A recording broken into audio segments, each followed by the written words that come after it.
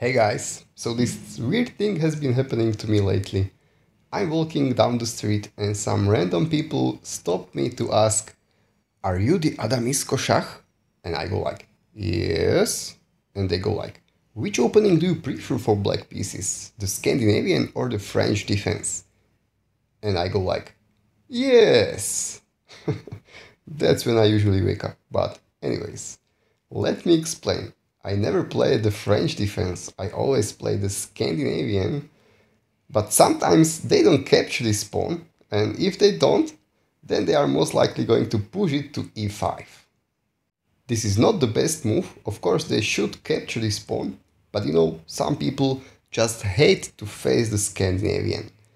And that's why I suppose they try to push this pawn to avoid all the theory of the Scandinavian defense, and they just want to play some other opening. But the best way to continue for black here is to push pawn to c5.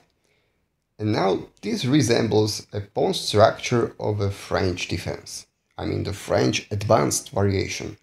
With the difference that we haven't pushed pawn to e6 and they haven't pushed pawn to d4 yet.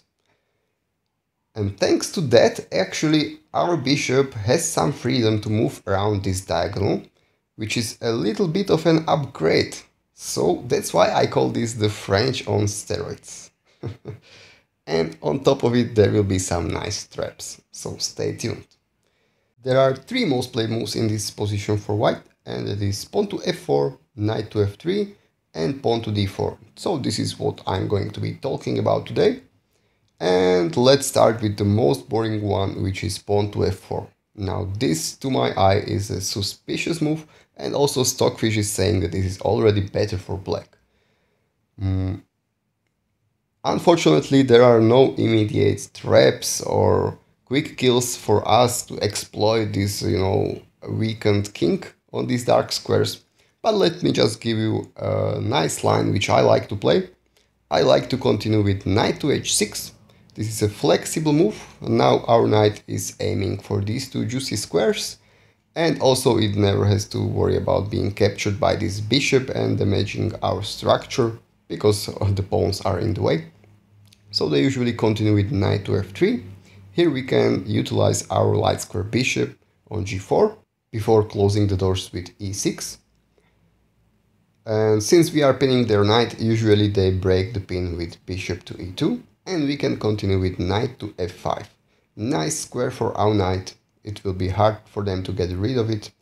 And well, in this position, most white players will get quickly castled. And now we can push e6. Usually they continue with pawn to c3, preparing pawn to d4 or something. And we can even start attacking with h5. So this is what I like about this position, that if they get quickly castled, we can get quickly attacking. Well, in this position, most players, even though there is just a handful of games, but even strong players, push the pawn to d4.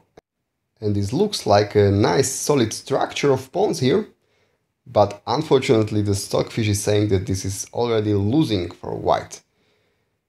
But there is not like a quick way to finish them, no big traps here or anything like that, piece winning moves.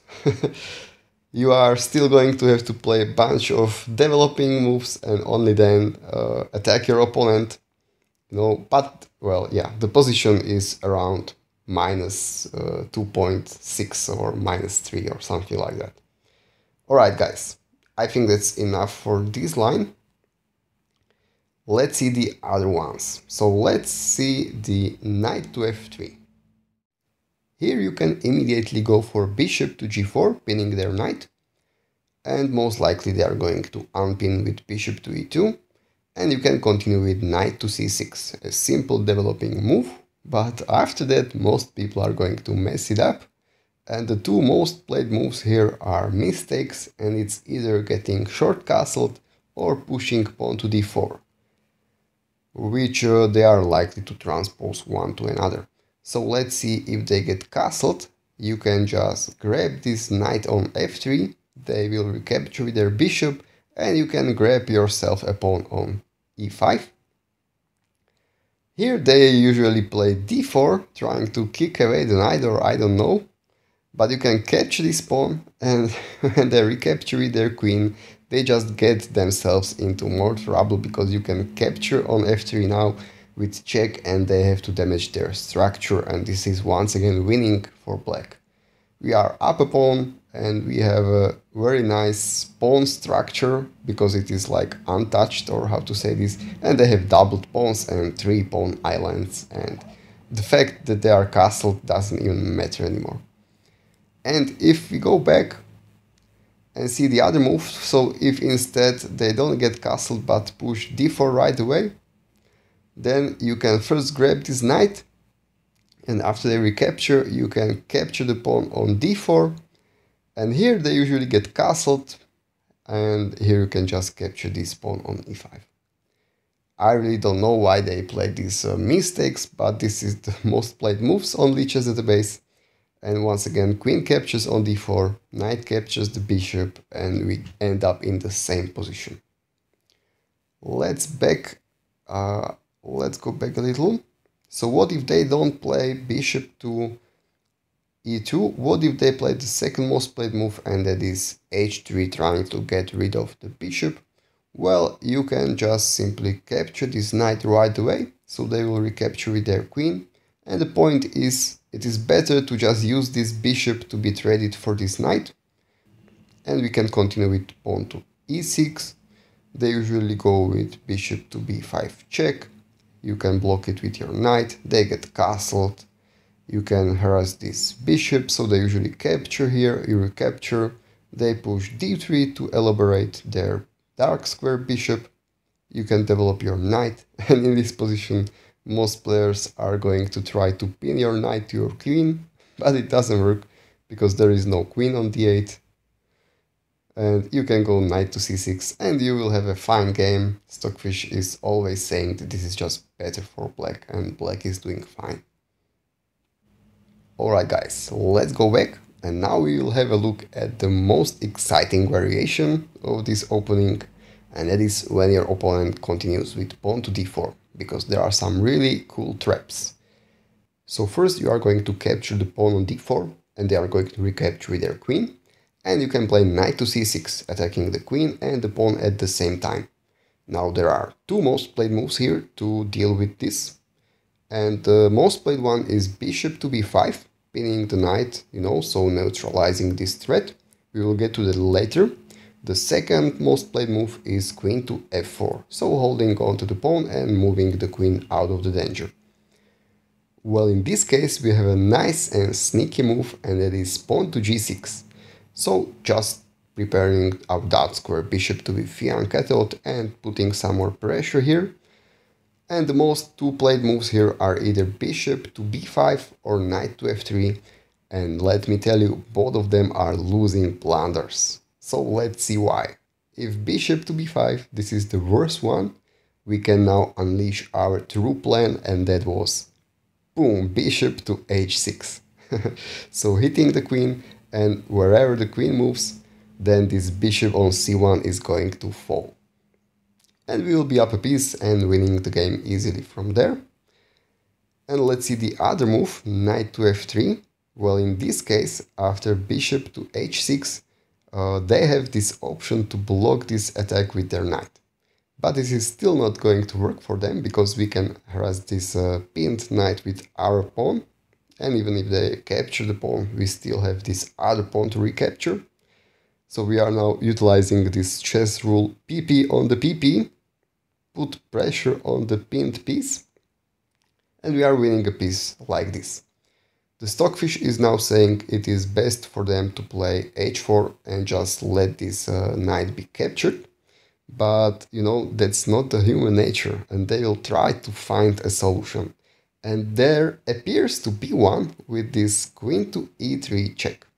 So this is what they are mostly going to be trying, but you can just block this check with your knight, and here they are playing knight to e6. So letting us capture their queen, but trying to capture our queen.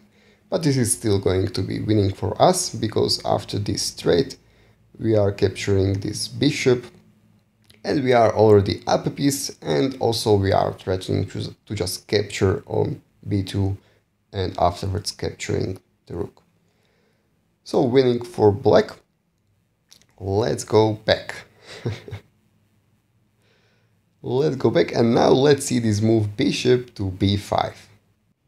So this is the most played move, and I recommend here to continue with pawn to e6. So this is the exception where we are willingly blocking our light square bishop in, but don't worry, there are really nice traps here. So naturally they are going to continue with knight to f3, and we can put the bishop to d7. So here we are once again threatening to capture this queen as we broke this pin. And they need to do something about it, and everybody seems to be just grabbing this knight. You are going to recapture with your pawn. Just remember that, because this pawn is going to be our poisoned pawn in the future, you will see. Here usually they are getting castled, and we can continue with knight to e7. In this position there are two most played moves, and it is bishop to g5 or knight to c3. And I want to show you both of them, because both of them lead to some nice traps. So bishop to g5 is the most common one. Here we can harass this bishop with h6, and most people here make a mistake of going back to h4.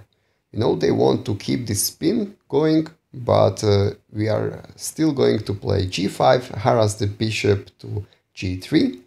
And after that we have this nice move knight to f5, forking this queen and the bishop. So here the queen should go to d2, I believe. But most players are playing queen to g4, because, you know, they are expecting us to capture this bishop and they don't want to damage their structure. So they want to have their queen here to be able to recapture with their queen. But this is this is a disaster for them. Here we are going to continue with bishop to e7, and with this move we are overprotecting this pawn, and now we are just threatening to push this pawn one square, making the queen move, and then pushing it once again, trapping this bishop, and we will be up a piece if white doesn't do anything. So let's say if white just plays something like knight to c3, we can just push and win a piece. So what they should do here probably is to push this h-pawn. I believe most likely they are going to push it to h3. Let's see. This stockfish is recommending to push it to h4, but I believe h3 seems like more logical square. After that we are still going to push h5, attacking the queen, and the queen has only one square, and it is a4. After that we can even push c5, so we are unleashing this bishop to harass the queen. So let's say queen to a6, and here we can just push g4, and after this knight move somewhere we can shatter the king side open, put our rook on g8 and just enjoy our attacking position. This is around -7, I believe, for black. Alright, let me just tell you, if the opponent plays the correct move here and doesn't go for queen to g4 but goes for queen to d2, it is better not to capture this bishop, because if you notice, this poor bishop has no square to move to, and it is just not a useful piece at all. On the other side, our knight is very strong on f5, and you know, it is not a beneficial trade for us to just trade it for this useless bishop. So we should continue with something like pawn to c5 and just make small improvement moves like this, maybe develop our queen somewhere and use these pawns to push and open the king side and kill white. Alright, let's go back. So this was the bishop to g5 variation, and now let's see the knight to c3. Do you remember how I mentioned that this pawn is going to be our poison pawn? Well, now it's time to push it, because after pawn to c5, this is a free pawn, and actually most people just fall for the trap and capture this pawn. But can you see the winning move here?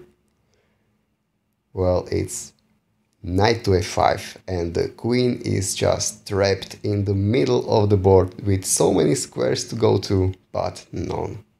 It is thanks to this knight to c3.